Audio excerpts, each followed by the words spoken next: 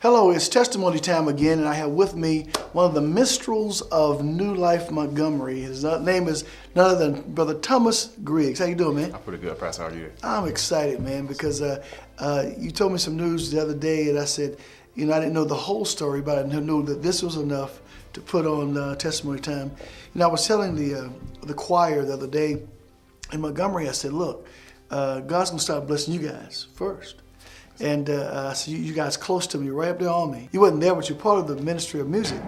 So the thing about it is, I want to hear your testimony, because a lot of people think that people that are in music don't ever have money to give for things like that, don't have a great increase. But tell me your testimony. You were in church all your life. Tell me how it works. Well, Pastor, like you said, I've been in church all my life. Okay. Of course, I was taught to give and taught to tithe and to sow. Mm-hmm. I know it was right to tithe. I know I should tithe. Right. But in a couple of years, I wasn't, the past couple of years, I wasn't as consistent as I should have been. Okay. I would tithe some Sundays, sometimes I wouldn't. Right. And that's just how I was. Mm-hmm. I just made a commitment to God this year that I want to be consistent. I want to be 100% tither. I want to, it's not about the money, but I just want to release my faith in the area of my finances, knowing that God will supply all my needs. Right. And so I did that. These 2 weeks into my commitment, God bless. I know you talked about, you preached from a subject a while back about swift change. We was talking about swift change. Right. And God made that swift change 2 weeks into my commitment. God blessed me with another promotion on my job. So after you committed at the beginning of the year, 2 weeks after that commitment. 2 weeks after, exactly 2 weeks after that. Wow. I just had a promotion in 2013 to be a team leader, which is a leader in the building. Of course, I work for Target. Right. And that was in 2015. 2 weeks into that, that's when God gave me another promotion on my job. Wow. So I was So this was a promotion. This was with promotion a raise. With a raise, yes. Wow. Yes, wow. With the raise. So as soon, of course, I'm thinking, God, this is big. This is big. Back in April, 2 weeks ago, every team member and every team leader, they're due for raises based on the store's performance and also based on your own performance as well. So this will be since the beginning of the year? Yes, it's since the beginning of the year. Okay. This is from January up to now. Okay. So based on the store's performance, the store's performance did an awesome job last year, 2014. As well. I did my performance as well. I did an awesome job, and because of that, they gave me a 14.5% raise on my job. 14.5. You've already got a promotion and a raise. Now, because of performance in short term, yes, sir, you now have a 14.5%. 14.5%. This is huge. This is the biggest raise I had since I've been with Target for 6 years. Wow. Wow. Look at God. Look at God. Yes, so now, we said God was going to do extreme things. So this is, you consider kind of extreme? This is the extreme of all extremes. Of course, I was expecting the raise, but I didn't know it was going to be as big as it was. Wow. So yeah, this really is extreme. Wow. Yes. Wow. So after you got this 14.5% raise, what goes through your mind? First thing on my mind is ching-ching, and I'm just playing. But no, but the first thing that came to my mind was, it's time to sow. I got to give first fruits. Wow. As a matter of fact, I got the text from you, and when I got the text from you told me about the raise, and then you said, I can hardly wait till Sunday to give my first fruits. Yes, sir. Yes, sir. Wow. I was at church. I was almost on two wheels trying to get to church. So I can sow my tithes and also sow my first fruits. Wow. Because you took a portion of your increase that God has given you and give it to the Lord. Yes, sir. And which means, Lord, I wave this before you because there's more to come. Yes, sir. That means that this is not your last raise. It's not. It's going to be a continuous thing. The first of many, continuing. That's good, man. That's good. So in this time of sowing, the commitment, were there ever any challenges? Yes, so there was many challenges. Of course, when you make a decree and make a prophetic statement to God that you're going to be committed and be faithful, of course, the enemy and the devil he'll say it as well. Right. So he's going to always come back with attacks to attack your confession. So there's been plenty of times during that time between January and now where God has attacked, not where the enemy has attacked my finances, and things got little tight. And I had an opportunity to, okay, do I make a decision? Do I take the money I was sold to God to pay a bill, or do I just release my faith like I did before and allow God to make those ends meet? And every time I at least my faith in that area, God will make a way.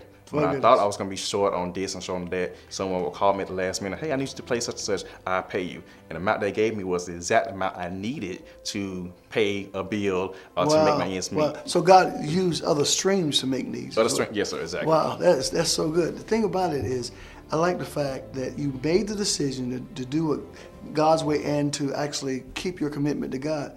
Therefore, you obligated God. Yes, sir. And God doesn't mind being obligated because He can perform anything you can even ask for. Exactly. That's phenomenal, man. I also believe that there are other doors that God's getting ready to open in your life. There have been some prophecies made in your life as well. About you play one instrument, basically the piano keyboard, basically. Yes, sir. An organ, but organ keyboard. As far as one type of playing, are there any instruments you play as well? Or? I played keyboard and organ. And I know in high school I played saxophone, alto saxophone. There have been prophecies. Actually, your son, Prophet Draper Smith, he prophesied to me a couple months ago that there's another instrument that the God is going to give me to learn. It's going to take about 3 years to master, and I would do my own recording solo project. Right. So, and also it was something about recording things as well, wasn't it? He did say that. He said that a while back I had the opportunity to record, and I didn't. And he said, God said that there was a smart move, that was wisdom. God gave me wisdom not to, because had I done it too early, things wouldn't have been in place. He said, but now this is the time since I heard from God, since I was faithful, this is the time to go ahead and make my move. Wow. The point I'm trying to bring out is that everything you told me so far is dealt with your commitment to being faithful. I know you're loyal and faithful here at this ministry. How long have you been here now? I've been at New Life for about at least 12 years. 12 years, man. That's a long time. And that's right. And you have been faithful and loyal that whole time. Never one bit of trouble, no ego to deal with. A lot of people, when they play as good as you guys do here, most have egos. We have some of the best musicians in the world at New Life, and we just thank God for that. The thing about it, though, is that the key, what I want to key in on is being faithful and being consistent. I just believe that there's so many doors and streams that God's going to open up to you. And I want you to say that so when we come back with your next testimony, we can refer back to this moment to show what God will prepare you to the next, because something good is getting ready to happen for you. And I'm excited about it. And the thing about it is, it's not just God blessing people, it's also blessing your attitude, the way you see things, the way you contribute to the ministry.